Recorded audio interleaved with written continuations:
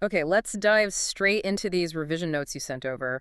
We're looking at Capgras Syndrome today. It's a really fascinating, maybe slightly unsettling condition.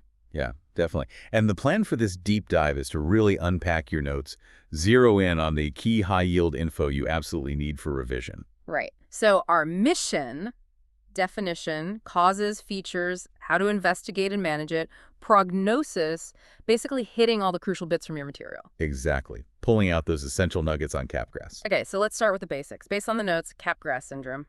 It's a rare psychiatric thing. What's the absolute core of it? The defining thing really is this very specific delusion. It's the belief that someone close, a spouse, family member, someone important has been swapped out, Swapped out. replaced by an identical imposter.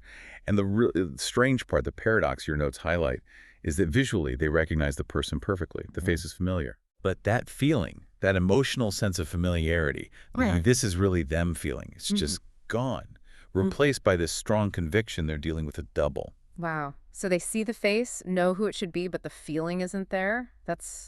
Yeah, unsettling is the word. Precisely. It's like the emotional connection circuit is, well, broken somehow. And why does this happen? What did the notes say about causes? Etiology? Well, it looks like it's usually multifactorial.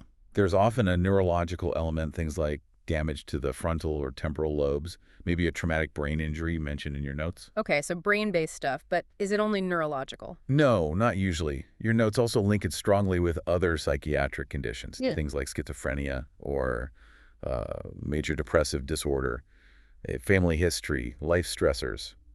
They can play a part too. Right, that makes sense if it's linked to things like schizophrenia. And that neurological connection, it ties into how they think it actually works, the pathophysiology. It does, yeah. The thinking, based on the notes, is there's some kind of disruption. The pathways connecting the bits of the brain that recognize faces. Like the visual part. Exactly, the part that says, yep, that's a face I know.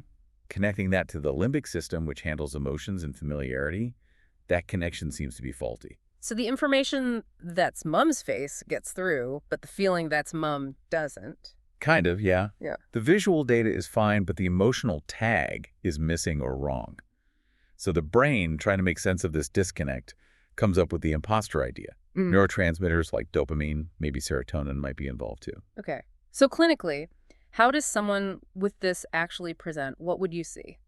Well, obviously the main thing is that persistent imposter belief. Yeah. But alongside that, your notes point out, they do physically recognize the person, but there's that lack of emotional warmth or familiarity. Often, they can seem quite rational about other things, which makes the delusion stand out even more.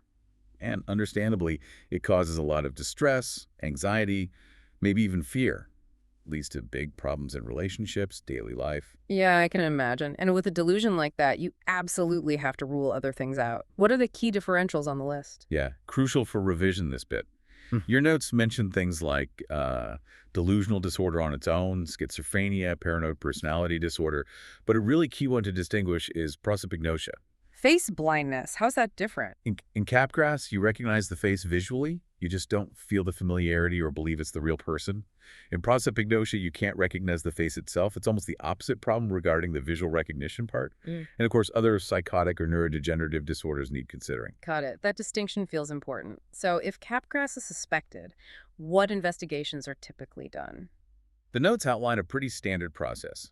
A really thorough psychiatric evaluation history, mental status exam, specific diagnostic interviews might be used. Then lab tests, blood work to rule out any underlying medical causes. And neuroimaging, MRI or CT, looking for those potential structural brain issues we talked about. Right. And treatment, management, what actually helps? It's usually a combined approach. Yeah. Psychotherapy is important. Things like CBT or just supportive therapy can help the person cope with the delusion and the distress it causes. Makes sense. And then medications. Antipsychotics are often the main pharmacological treatment, trying to reduce the intensity of the delusion itself. And really importantly, it needs a team effort, psychiatry, psychology, involving the family for support. Okay. And finally, what about the outlook? Prognosis, complications? Well, the prognosis varies. Your notes say improvement is definitely possible with treatment and ongoing support, but some people might have symptoms long-term. Complications. Yeah. Well, obviously strained or broken relationships are a big one. Yeah. Functional decline, too. And in rare severe cases, there could be a risk of harm if the delusion becomes very intense. Plus, any coexisting psychiatric conditions can complicate things. Epidemiology-wise, your note state it's rare, and specific UK data is limited. Okay, so bringing it all together for revision, remembering that core paradox is key, right? Seeing the face, but no feeling of familiarity. Exactly. And if you can link that back to the why that proposed disconnect between visual recognition and emotional processing pathways, you're hitting a really high yield point from your notes. And maybe practice with those differentials. Like if a question describes someone who can't recognize faces at all, what is it likely? Prosopagnosia? Right. But if they see the face perfectly but insist it's a fake, an imposter? That's your Capgras. Nailing that difference from your notes is vital. Definitely. So thinking about all this from the material, it makes you wonder, doesn't it? If our brain can separate seeing from feeling familiarity so completely, how complex or maybe how fragile is our whole sense of reality and connection? It's a deep question, something to ponder as you review this. Absolutely. Well, we hope this deep dive into your Capgras notes has been really useful for your revision. Don't forget you can find more resources over at passthemacera.com. And for extra free materials and questions, check out freemsra.com as well. Good luck with the revision.